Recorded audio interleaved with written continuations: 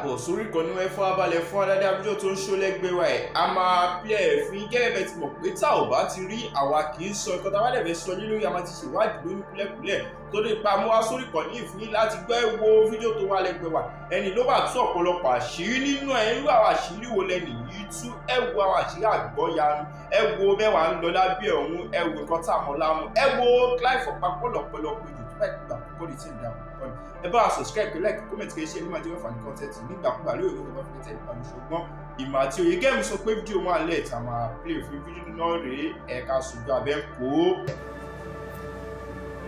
máa fún wa ní àwọn example bíi tí Dúpẹ́ Olúwaníyì tó ti takò mí lórí prophetess of God. Okay, Ọlọ́run ṣe mo ti rí. Hello, this music báwo?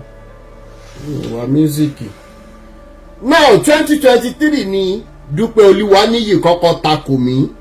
In tó dẹ̀ mú sọ́ngbà ẹni pé hello.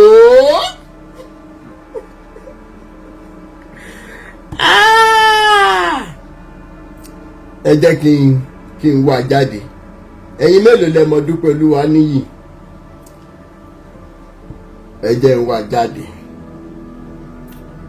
Láàrin ọ̀pọ̀ ènìyàn fọwọ́ tọ́ mi bàbá ìsàlẹ̀ ló máa wà. Ẹnìkan dẹ̀ sẹ́ndì ẹ̀ sí mi ń jọ wò ó máa ti pẹ́ gan. Ó ṣe fídíò fún mi. Ẹ má bínú ẹ jẹ́ n wá lọ. Torí mo fẹ́ ká understanding tí fàájà wà fún. Bluetooth mode. Torí I warned that I didn't want this to come on social media. Ẹ jẹ́ àgbọ̀. Ó ní bàbá dáríjì wọ́n torí wọn mọ nǹkan tí wọ́n ń ṣe. Dúpẹ́ Olúwaníyì rèé o. Hello.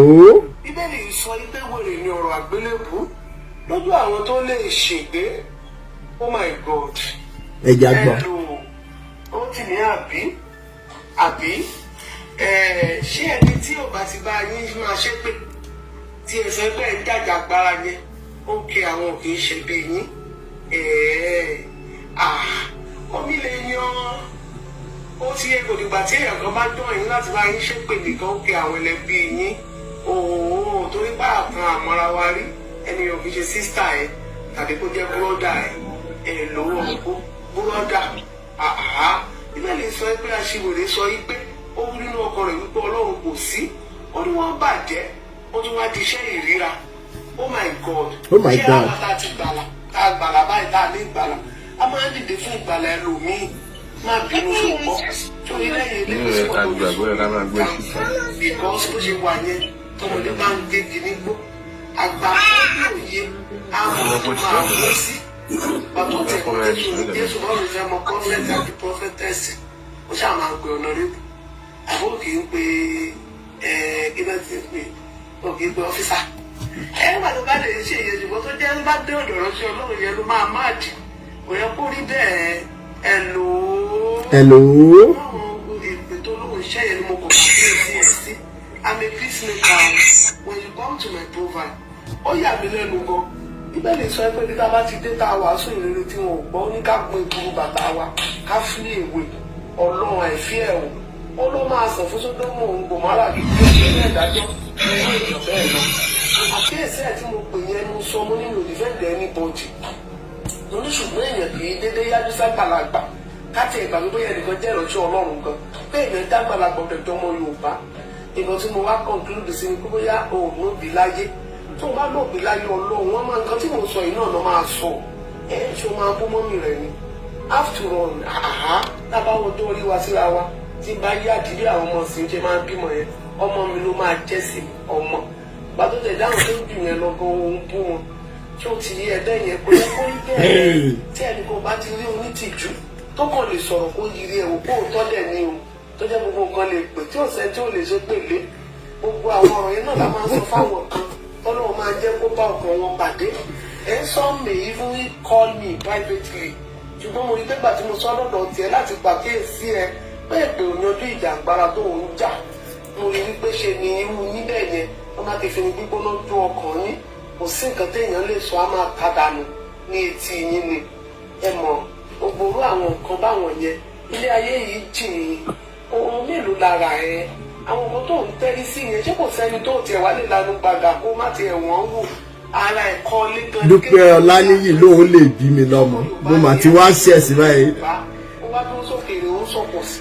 Àìtètè mọ dóbò mi gan wàhálà ní jẹ́ ríbi tá mẹ́sẹ̀jì àwọn bàbá àwọn pastors yìí bá wa dé lórí wípé àgbà Jésù àtètè bẹ̀rẹ̀ sí ní ṣe ọ̀rọ̀ abiyamọ irú Dúpẹ́ ó lanu pé òun lè bí èmi lọ́mọ ọmọ ẹ̀ Táíwò àti Kẹ́hìndé ní tilẹ̀ tọ́ náà mo lè bí wọn lọ́mọ tí màá sì tọ́ wọn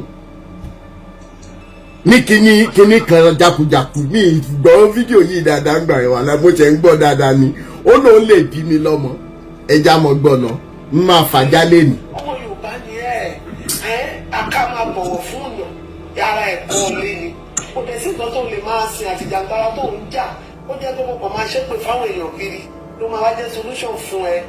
So mo ti rí pé o ti wà lórí ayélujára gan even before me lórí TikTok yìí mo wá rí wípé gbogbo nǹkan tó máa ń sọ láti ìgbà yẹn òun bóyá orí pé kò tà ò ní followers o gbogbo wa change ẹ̀ láti máa tákù àwọn ìránṣẹ́ Ọlọ́run yìí dá favour jẹ̀ ni o nígbà tó yá ń sìn yín mo wá rí pé ìyẹn tà lọ́dọ̀ ẹ̀ bóyá o wá fi ń wá followers ṣé orí èèyàn lè fẹ́ fi nǹkan kan trend àgbé ayélujára sórí láti ọ̀run wá ilé ayé náà la bá ẹni tó ní 10 million lé ní ọjọ́ kan ló lẹ́yọ̀ kan nǹkan kan náà lèèyàn fi ń trend kò wá nílé ẹkọ jẹ́rù yẹn tó bá dẹ̀ jẹ́ pé lójú tiẹ̀ òun mo fẹ́ fi trend lẹ́nu bá tí mo dé torí pé èmi gan náà àwọn ọ̀rọ̀ tí mò ń sọ ń tà létí àwọn èèyàn ju tiẹ̀ lọ òun bẹ́ẹ̀ àwọn ọ̀rọ̀ wọn yẹn ó yẹ kéèyàn máa bẹ̀rù Ọlọ́run tiẹ̀ sọ olóòdá Jésù kan mọ̀ olóòbẹ̀rù Ọlọ́run ṣé bóyá àwọn nǹkan yẹn náà ló jẹ́ kó bẹ̀rù èèyàn tó ẹ kó olóòbí láyé onídàdí ẹ olóníṣẹ́ tiẹ̀ tó fi kú ni dáàdì olórí ọ̀fẹ́ gbà lọ́lọ́run ṣe pé ṣé tọ́lọ́run bá wá pé dáàdì ẹ gbogbo àwọn tó bá ti ń ṣe Olúwa báyìí àbórí gan ó mì í pé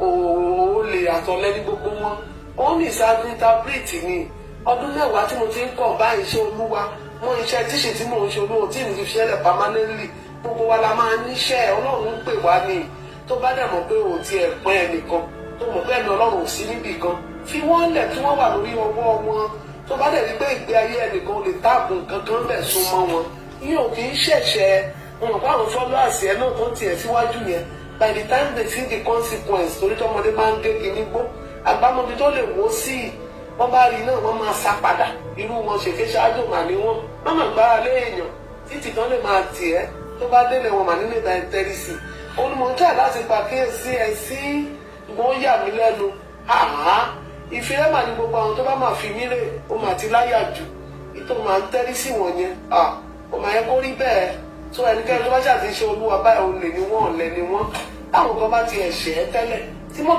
ṣé àwọn kẹ́ gbogbo ọ̀rọ̀ tó sọ́nsìn awíkoko òfèsì èsì tí mo fún lọ́dún náà lọ this was 2023 ní December 1 2023. tó bá gbààyàn mọ́tò náà la máa fi gbé kúrò ń bẹ́ẹ̀ omi ìgbé gbogbo mọ́tò ló máa gbààyàn bẹ́ẹ̀ tí kì í ń wo ìbẹ́ yẹn lẹ́tẹ̀ máa ń gbé àwọn nǹkan tó yẹ kéèyàn fòye gbé tẹ́ gbé ní bàbàrà tẹ́ máa lórí ẹ̀rú dòun náà ẹ máa ń gbẹ̀jú náà èyí tẹ́ bá ti ń ṣe dé ọmọkùnrin ò tó báyìí tẹ́bí kò sẹ́ni tẹ́ ẹ̀ lè bú bẹ́ẹ̀ yẹn ẹ bá ti fẹ́ sọ orú ọ̀rọ̀ yẹn ẹ lọ fa ṣíṣá ẹ fà àwọn nǹkan kan sára ẹ rọra fà á kó má máa pọ̀ jù Ọlọ́run á wọnú rẹ̀ lọ Ọlọ́run á bá ní dáríjì ọ̀ torí pé bàbá dáríjì wọn ni wọn mọ tó ń ṣe wò ó mẹ́ta ní ìbínú mo bínú ó ti gbọ́ ẹ̀hún tí àláti pàkíyèsí ẹ̀ ni ó dẹ̀ ti ta létí ẹ̀ nìyẹn ní ẹ̀rín gbígbóná tó bá fi jó ọkọ̀ ìwé àwọn ọ̀gbẹ́ wọn kọ́ so díàfọ̀ ó ti rí ó sọ̀rọ̀ kan mi ìtún ní dá ẹ lóhùn ó gbà lè ṣiṣẹ́ ìgbàládọ́dọ̀ ẹ ní ó dẹ̀ ní kò rí bẹ́ẹ̀ ọkọ̀ la pé díẹ̀ la máa rí ọjọ́ wa lójú mo bínú ṣòkọ́ ó fọwọ́ wọ́nú ọwọ́ rẹ̀ wọ́nú o ti gbọ́ ọwọ́ rẹ̀ wọ́nú Ọlọ́run á bá mi ṣìpẹ̀ fún ẹ á bá mi dárí ẹ̀ṣẹ̀ rẹ jì ọ́ á jẹ́ pé òye yí ẹ kò ní pẹ́ lágbára Ọlọ́run ọ̀run máa bá mi ṣí ẹ níyè àdúrà tẹ́lẹ̀ máa gbà nìyẹn o èyí tó bá dẹ̀ ní ìdàdúrà Ọlọ́run ló mọ̀ ọ́. ẹ ṣé. Dúpẹ́ Olúwaníyì, Ògúnníyì tó di Olúwaníyì. O tún ṣe mí so that àwọn èèyàn máa mọ̀ pé níjọ́ tí mo wá bẹ́ẹ̀ ládùúrú ọ̀rọ̀ tó sọ yìí, ká ní wípé blogger ni mí tí mi ní focus àti purpose, immediately tí àwọn ọ̀rọ̀ yẹn jáde sí mi lọ́wọ́ ni màá sọ, ṣùgbọ́n mi ì sọ nǹkan kan. Mo kúnlẹ̀ bẹ́ẹ̀ níbí báyìí with the mindset that nígbà tí mo pè ẹ́ tí mo bá ẹ sọ̀rọ̀ wàá lè sọ òótọ́, ìwọ tó lè correct mi. Èní ló máa mọ̀ wípé ayé ẹ ti bàjẹ́, èní ló máa mọ̀ pé olórí burúkú èèyàn ni ẹ lórí kéèsì ẹ tó mo gbé wálé ni. Torí wípé gbogbo ẹ̀yin tẹ́ ń pe Jésù on the outside, ẹ máa pe Jésù, ẹ máa pe Jésù, ìwà ọwọ́ yín ó dẹ̀ burú jáì ju ti Sátánì lọ. Kí ló ṣẹlẹ̀ ni wípé ní few days ago mo kúnlẹ̀ bíbẹ̀ mo ń bẹ̀, ó dẹ̀ mọ tí mo ń bẹ̀ ọ́ sí. Mo ní pé ibo ni Táíwò Olúwaníyì wà, Victor Olúwaníyì, tí Kẹ́hìndé ẹ̀ tó jọmọ Dúpẹ́ Olúwaníyì ó ń ṣiṣẹ́ ní Abẹ́òkúta yẹn náà. Mo ní profile ẹ̀ lọ́wọ́, mo kàn sí ọmọbìnrin ẹ̀, báyà ẹ sọ̀rọ̀ èèyàn báyìí ni mí. Àwọn pásítọ̀ tẹ́jọ wà ní gbèríko títí kan ọkọ ẹ̀, mo send the message kẹ́ ẹ lè mọ̀ wípé Awíkoko kì í ṣe blogger and I will never use my platform for personal scores. I was pleading so that the family will still be together. Kí wéèrè olórí burúkú tó sọ wípé èmi ò lóbìí láyé yìí kò yé yín, kó sọ fún wa ibi tọ́mọ ẹ̀ wà. Ẹ jẹ́ wá bọ́ ságbá mi ètò, at least ẹ ti fetí ara yín gbọ́. Ẹ máa expect pé irú ẹni báyìí ilé ẹ̀ perfect, ọ̀nà ẹ̀ perfect, ìránṣẹ́ Ọlọ́run gidi ni. Àwọn èèyàn lọ síbẹ̀ ìjọ náà lọ́hùn, wọ́n kọ́mẹ́ntà ìyá mi nínú Olúwa ẹ ṣé. Gbogbo orú ẹ̀yin báyìí ẹ wá gbọ́n tí prophetess yín nínú Olúwa tó ṣe. Ọ̀rọ̀ ẹ̀dẹ̀ máa kan ẹ̀yin tẹ́ bá mọ juvenile prison ní Abẹ́òkúta ń bẹ̀ yẹn, mo ládírẹ́sì ẹ̀ lọ́wọ́, a nílò help yín. Torí mi ò ní lajú sílẹ̀ kí tálùbọ̀ kó wọ̀, mí ní lajú sílẹ̀ kí ayé Táíwò Olúwaníyì bàjẹ́ torí irú ìyà tó ní. Ẹ̀rù Ọlọ́run ó bá yín lé nígbà tẹ́ bá gbọ́ wọn rí ọ̀rọ̀ nípa wèrè tó lóun control òun bá èmi sọ̀rọ̀ pé bí mo ṣe ń yájú ságbàlagbà. Ẹ jẹ́ ká wo orú ọmọ tó bí àtọmọ tó tọ́. Ẹ bá wa share ètò yín ó go fà lẹ́nu.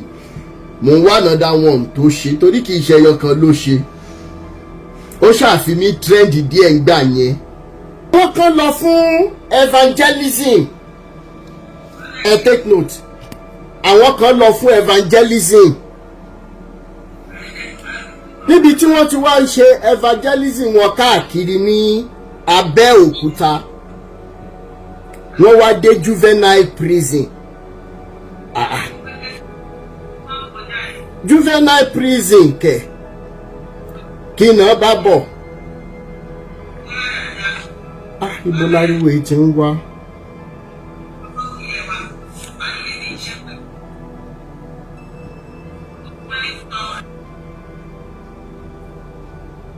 So nígbà tán débẹ̀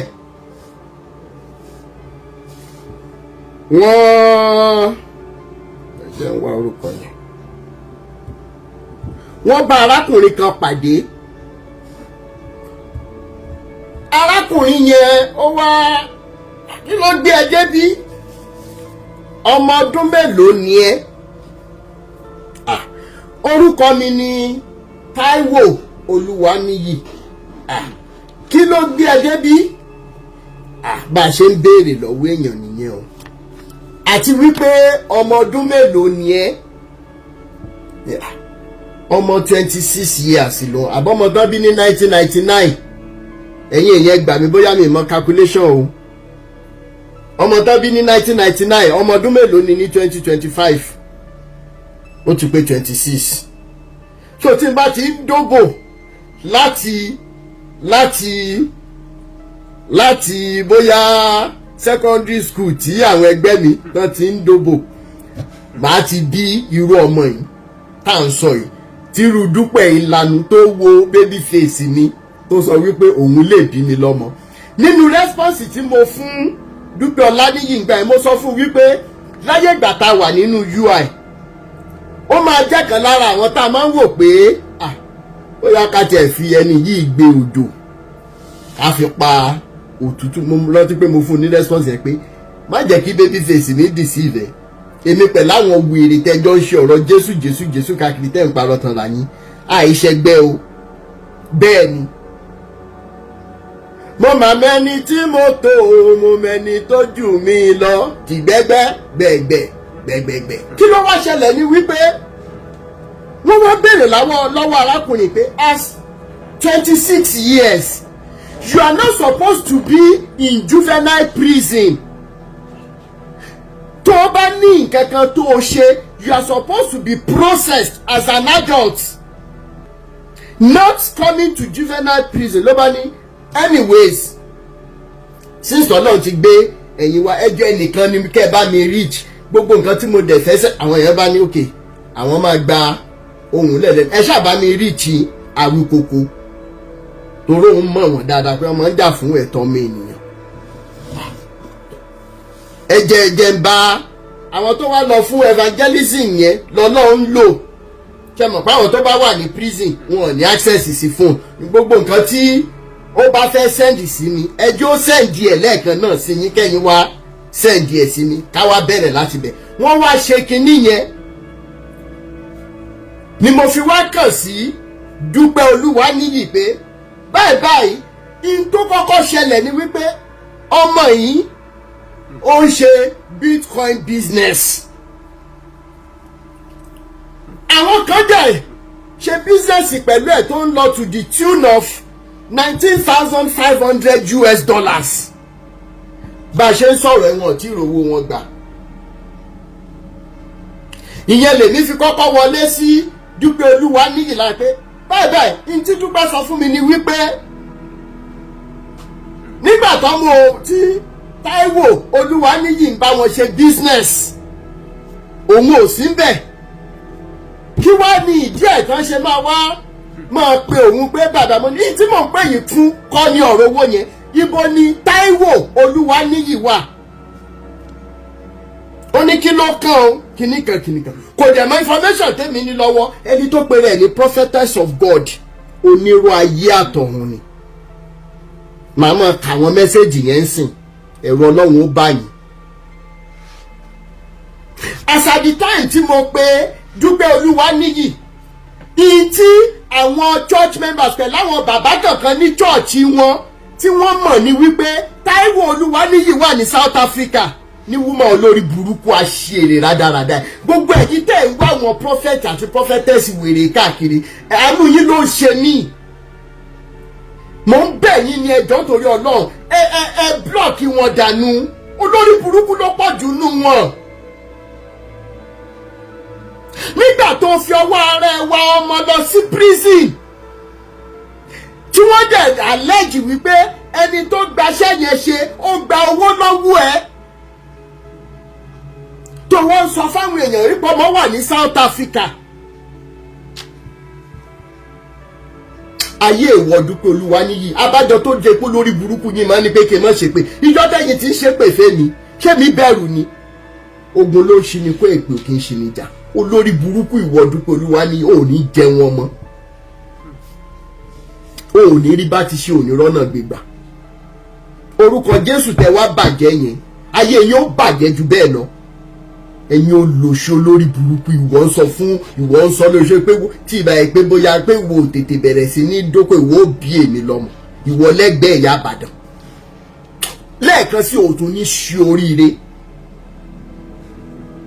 Ẹ jẹ́ kí n wá kà ní kọ̀ọ̀kan. Mo ní ẹ sọ fọ́mọ ẹ pé kó mọ̀ sẹ́ǹdì ẹ̀ bí ìgbà tó yẹ pé èmi ló sẹ́ǹdì ẹ̀ sí. Brother, I am here. Please reply me as soon as possible when you get my messages. Ó dẹ̀ send the photo through àwọn ẹni yẹn ó rí. Ẹ ti rí tẹ́ bá ti rírò àwọn èèyàn tó dàbí díà minor báyìí ẹ sá fún wọn, olórí ibú èèyàn ni wọ́n. ṣé ẹ ti rí ẹ̀yin ti TikTok, ṣé ẹ ti rí. Do you know this woman? ó dẹ̀ tún sẹ́ndì fọ́tò wọn àti dáàdì ẹ̀ pẹ̀lú Dúpẹ́ Olúwaníyì. ó dẹ̀ sẹ́ndì profile mo ní I'm here sir, I am prophetess of God son, this is me and her. mo ní yes I know her, what is happening? I'm currently in prison.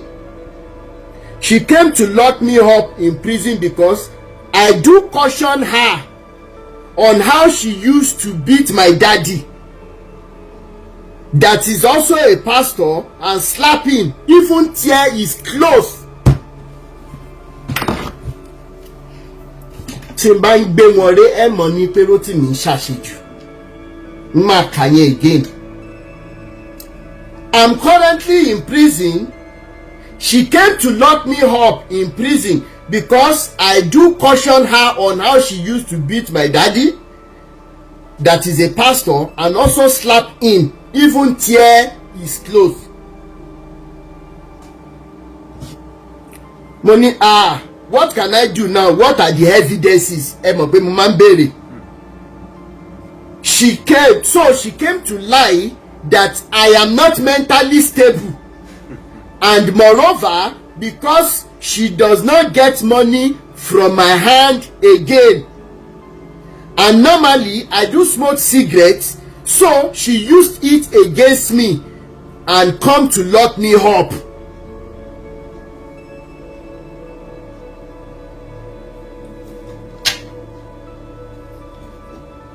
Dúpẹ́ Olúwaníyì, ìwọ lórí láyọ̀ òun dárúkọ òbí títí tèmi. Ìwọ sọ wípé èmi ń mu nǹkan, wípé tí n bá tiẹ̀ máa mú kí n tó wá ṣe láì pé kí n máa ṣe díẹ̀díẹ̀. As a matter of fact, mi ì fi sìgá kan ẹnu mi rí. Èmi Rotimi tẹ̀ ń wò, mi ì fi sìgá kan ẹnu mi rí. Tán bá dẹ̀ léèyàn mu ọtí ẹ̀kọ̀ọ̀kan bóyá máa mu ṣọ́ọ̀tì jàdánẹ̀ pé ẹ jẹ́ ká fi ṣara wúyẹ́wúyẹ́ ní òtútù yìí. Ọmọ títí ẹ̀ ìwọ tó pèrè ní prophetess, gbogbo ẹ̀ lẹ́ni máa jù síta. Let anybody inú yín tó bá fẹ́ wá tákù mi kó kọ́kọ́ lọ wo ilé ẹ̀ náà, torí wípé tó o bá tákù mi àṣírí ẹ̀ máa tú ní sẹ́ẹ̀, àfi tí ìbá iṣan náà ló ń ṣe ló yá kù. Ṣé rántí Elijah, prophet Dr. Elijah Adesina nílọrin tóun jáde fún mi ńgbà yẹn lórí ọ̀rọ̀ Ìzèkáyà? Ṣé rántí pé kò pẹ́ táṣírí ẹ̀ tú tóun mú ìyá fiancé onífiancé tó bẹ̀rẹ̀ sí ní kẹ́ ẹniyẹn náà tẹ́niyẹn dẹ̀ wà lé ọkọ allegedly. Ṣé rí pé ìgbúrú ẹ̀ mọ̀ lórí péjì ni? Àwọn olórí burúkú máa jáde wọ́n á wá sọ̀rọ̀, ẹ máa rò pé wọ́n mọ Jésù. Wọ́n á bu ẹnu àtẹ́lù mi pé antichrist ni mí, bẹ́ẹ̀ dẹ̀ lélẹ̀ ìwọ ọwọ́ ti yín ó ju ìwà antichrist lọ. Irú ẹ̀ ní Dúpẹ́ Olúwaníyì náà, ẹ mọ̀ gbọ́ o. So she came to lie that I'm not mentally stable, and moreover because she no see money collect from my hand again, and normally I do smoke cigarettes, so she used it against me and then locked me up.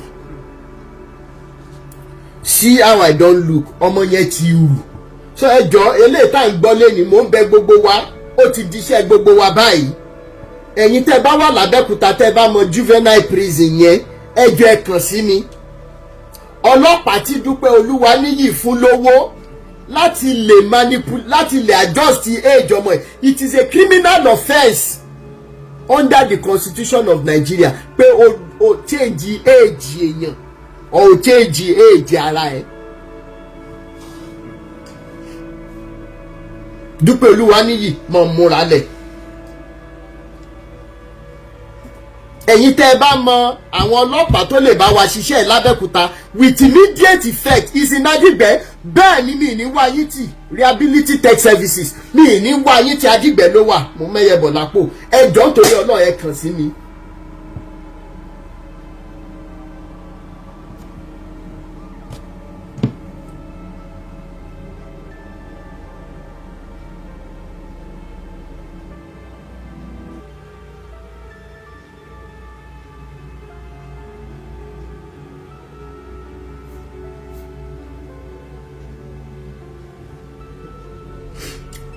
ẹ jọ̀ọ́ torí ọ̀nà gbogbo ẹ̀yin tẹ́ bá ní contact a gbọ́dọ̀ dìde sọ̀rọ̀ ọmọ yìí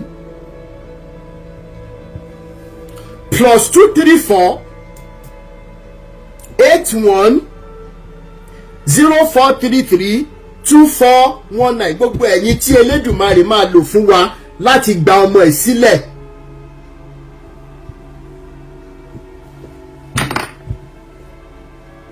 ẹ jọ̀ọ́ nítorí Ọlọ́run ẹ kàn sí mi WhatsApp number +234 81 0433 2419. Bọ́lá Adégòkè mo ti fún ẹ ní WhatsApp number mi títí ò bá mi chaati mọ́wọ́ wà mí o lè bá mi drop ẹ̀ sórí WhatsApp tí mo send sí +234 81 0433 2419. Pásítọ̀ kan ti béèrè lọ́wọ́ mi rí wípé pẹ̀lú gbogbo ariwo tí mò ń pa náà pé nọ́mbà mi head pẹ̀lú 419. Mo ní kí àwọn wo ni mò ń bá dì àwọn ni mo wo ni mò ń takù ṣé wọ́n kì í ṣe 419 ni. Ọmọ yìí ti wá rù ó ti rù gan toró sẹ́ndì original TikTok profile ẹ̀ sí mi mo wò fọ́tò tó sẹ́ndì tú àwọn ará bí mo wò ọmọ yìí ti rù gan now. And again, this place is a juvenile prison and I am 26 years old. She has reduced my age to 22 to be able to put me here. Prophetess, ayé ẹ ti bàjẹ́. You reduce your own son's age to 22. Ọlọ́pàá tó dẹ̀ ṣiṣẹ́ yẹn wọ́n béèrè lọ́wọ́ yín wípé birth certificate ọmọ ìdá wọ́n gba ọmọ yẹn lọ́wọ́ ẹ̀ gẹ́gẹ́ bí abiagba tó jẹ́ wọ́n tì mọ́ prison. Mo dẹ̀ sọ mo ní send a WhatsApp number to me please. And again sir, please protect me and do this job with intelligence because my mother is very cunning and wicked. Money and I need the number of the police in charge. Blah blah blah blah blah blah. I'll link you up with people you can ask questions.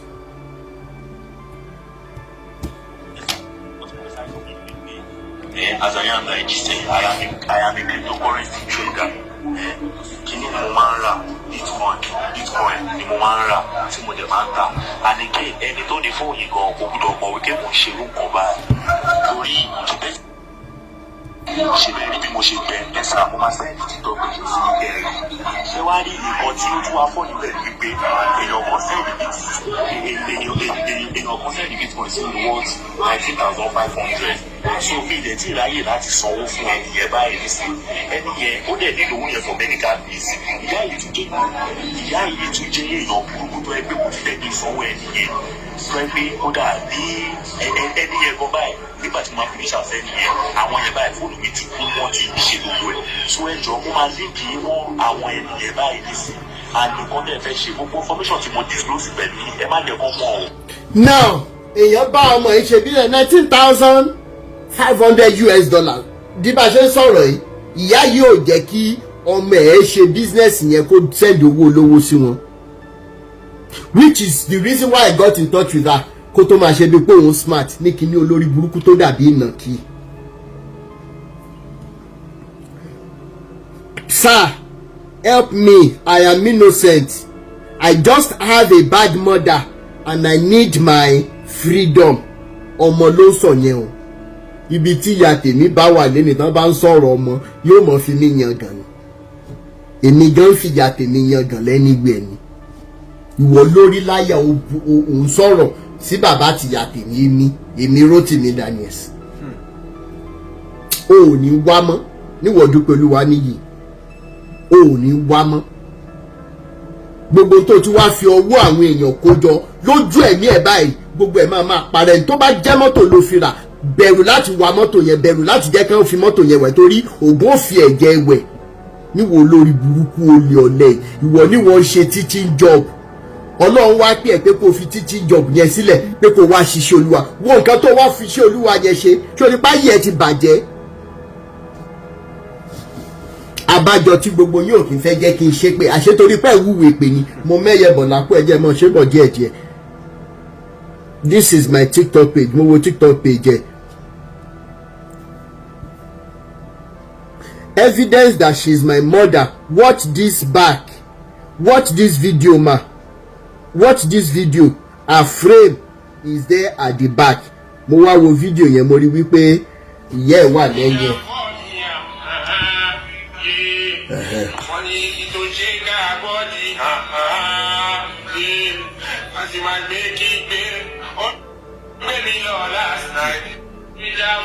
Okay, dúpẹ́ lẹ́ ń wò yìí. Ó ní lẹ́yìn ẹ̀. Because ọmọ yẹn mọ̀ pé mo máa ń ṣiṣẹ́ pẹ̀lú evidence. Anyways, sir, blah blah blah blah. I'll link you all with someone that have also explained what happened to her for you guys to work hand in hand. But they send the number nìyẹn, mo reach ẹ nìyẹn. Another lady sọ pé bọ̀bọ̀ ìyá 200,000 lọ́wọ́ láti fi sort out àwọn tó ń ṣe bitcoin pẹ̀lú and everything pé and mo tún find out nípa bọ̀bọ̀ ìlọ́wọ́ yẹn náà. Let me call you. Mi sọ pé kó ṣe fídíò, mo ní kó jẹ́ kí n mọ information tí ó gbọ́dọ̀ wà nínú fídíò tí mo fẹ́ ṣe.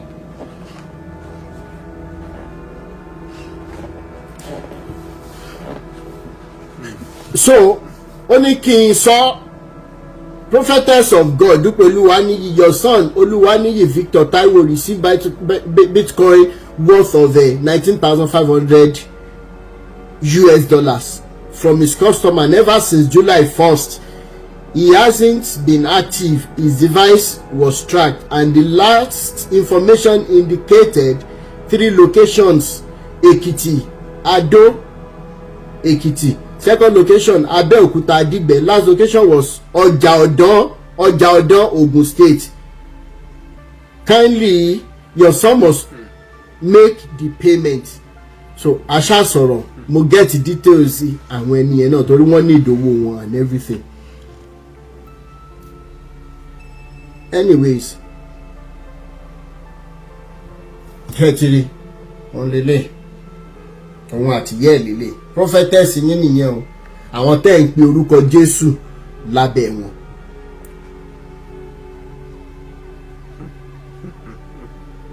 Sir, if there is any more information you need, please ask those people. They will ask me and I will get back to you.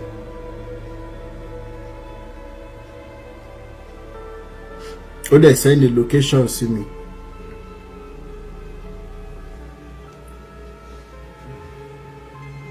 She signed that only she has the right to come and bail me. And again, it's a juvenile prison and I am 26 years. I was born September 27, 1999. Ọlọ́run àgbáyé, oh, you are mighty. Ẹ jọ̀ọ́ gbogbo ẹ̀yin tí a máa nílò ìrànlọ́wọ́ yín ní abẹ́fà èmi ní Thursday. Ẹ jọ̀ọ́ torí Ọlọ́run a ready láti ṣiṣẹ́ pàápàá. Gbogbo help tẹ́ bá lè ṣe fún wa. WhatsApp number tẹ́ máa reach mi sí is +234 81 0433 2419. The father is helpless. Torí ó dà ìgbà tó yẹ pé prophetess ẹ máa ẹja máa gbọ́ lọ ẹja máa gbọ́ lọ torí ó ní reason tí bàbá yẹn ò ṣe sọ̀rọ̀. Bàbá tán tí Dúpẹ́ ń gbá lójú gbá nímú. Ọlọ́run mọ́ kọjá ẹ̀ mọ́ ṣe sáwọ́ ọkùnrin.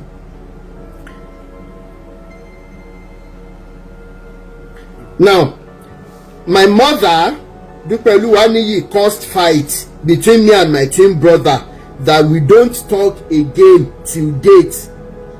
She has spoiled several relationships with various lies in the name of seeing vision. And again, that's our online church, CAC Christ Apostolic Church, no know about her. CAC does not know about our online church. She just dey use people head, dey chop their money online. Ẹni tó sọ pé mi ń wá customers lórí social media nìyẹn o. Ó dà. She bought land for a sister that is in the US few years ago. So the sister doesn't contact her again and the land has appreciated. She is already planning to sell the land and get cheaper one at another location. From the horse's mouth. Dúpẹ́ Ṣorípá yẹ ti bàjẹ́. Màá kà yẹn again. She bought land for a lady, for a sister who is in the US few years ago. So the sister doesn't contact her again and the land has appreciated. She's planning to sell the land and get cheaper one at another location. Tí n bá wá ń sọ tí mo lọ tí mo bọ̀ tí mo ní àtẹ̀yìn àtọ́lọ́run tó pè yín yẹn ẹ̀jọ̀ mọ̀ ṣòfò papọ̀ ní olórí burúkú yẹn ni mò ń bu Ọlọ́run. Ṣẹ́yìn mọ Ọlọ́run ṣá? Ṣé Ọlọ́run òótọ́ tó wà tó bá pè ẹ́ ó mọ ta ilé onílẹ̀ kó fi ra fẹ́ another cheaper one. Ń bọ̀. No, there's no for my money. We will get to this later when you are out. See wickedness under the disguise of name of God. I always tell her the truth. Yes, she came here to lie to them that I am not mentally stable. So more some money. I'm contacting a lawyer now because she's in the wrong by lying about your age first and foremost. So, a sọ̀rọ̀ ó dẹ̀ send the number yes ni.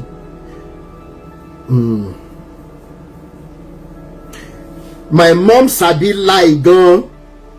Say I have gone to a rehabilitation center before when I was smoking weed and I lost $15,000 because she asked me to make a withdrawal from my Bitcoin wallet and let me send voice notes. Ọmọ ń ṣe Bitcoin bó ti ẹ̀ ń ṣe business mi. Dúpẹ́ Olúwaníyì, you don't want to know.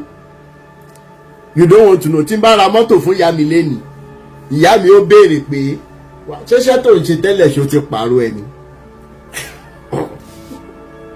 Ìyá mi mọ̀ pé tí n bá fẹ́ ra mọ́tò fún un màá rà tí màá gbórúkọ ẹ̀ sí.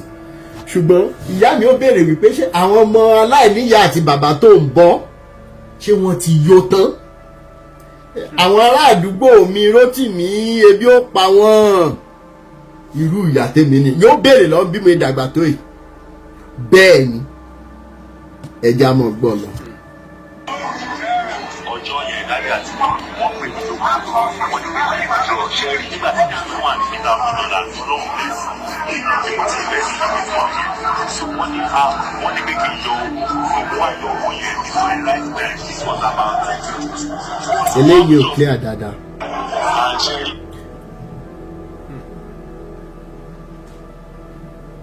So I need her to get me out of here so I can release people's money that is with me. She's a very selfish woman. She locked me here and she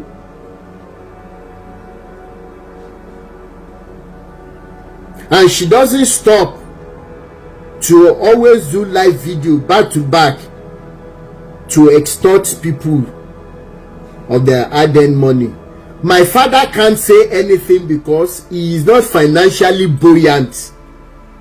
So he is powerless, and if he follows our talk, the truth, this woman will stop to give him food. Remove the bed he is using to sleep.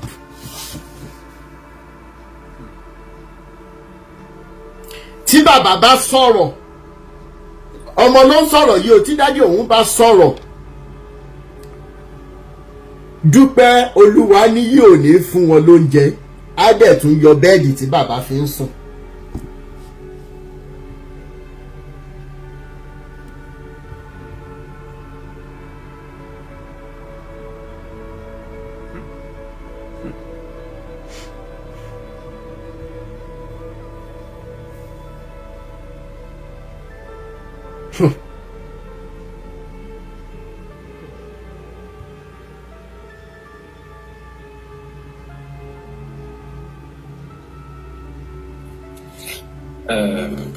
Bàbá mi mú kí ẹ kú iṣẹ́ takuntakun. Mo ń bọ̀ bàbá, mo ń bọ̀, ẹ má bínú. Ṣé ọmọ yẹn fún mi ní details gbogbo bí tá a pẹ̀lú àwọn oríṣiríṣi nǹkan tó sọ tó ẹ má tún jẹ́ go deep àjù báyìí lọ, ó ti wà dirty already, it's already obvious pé àwọn eléyìí ò kì í ṣe ìránṣẹ́ Ọlọ́run. Ẹni tó ṣẹnu wáyàwáyà sí mi pé èmi ń bú àwọn ìránṣẹ́ Ọlọ́run and everything. Ẹ ti ráyè ẹ̀ lóde báyìí. Ẹ jọ gbogbo bá a ṣe lè gba ọmọ ìsílẹ̀ ẹ jọ ẹ jẹ́ ká kọ́kọ́ mọ̀ first and foremost. Ẹlẹ́rìí pín ẹ jẹ́ sáré gbé yín sókè. Àbúkẹ́ ọ̀rẹ́ kì í.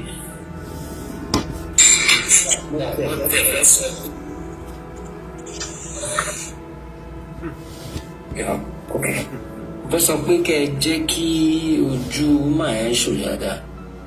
Then kí ni á ń lò ẹ̀ ká lè rìnà orí dáadáa? Òun lélẹ̀